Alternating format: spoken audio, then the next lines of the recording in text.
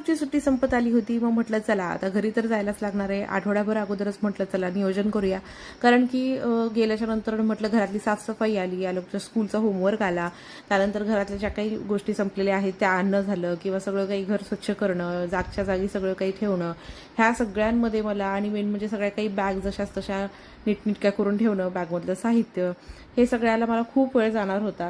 कारण की कोणी मदतीला नसल्यानंतर आपल्याला ह्या सगळ्या गोष्टी स्वतःलाच कराव्या लागतात. मग ते सकाळी उठून पहाटे करा किंवा रात्री उशिरा रात्री उशिरा जागून करा, सगळं करायचं तर आपल्यालाच असतं.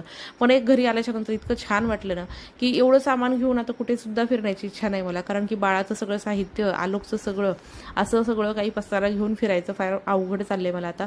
आणि त्याच्यामुळे मग मी ठरवलं की म्हणलं आता कुठं जिथं आवश्यक असेल, अत्यावश्यक असेल, आवश्यक म्हणण्यापेक्षा पण अत्यावश्यक, तिथंच फक्त जायचं. कारण की माहेरी जाऊ नाही तर कुठे जाऊ, कारण की हे सगळं काही आपल्यासोबत घेऊन फिरायचं, परत आल्याच्या नंतर सगळं काही नीटनेटकं ठेवायचं, ह्या सगळ्यांमध्ये खूप वेळ जातो.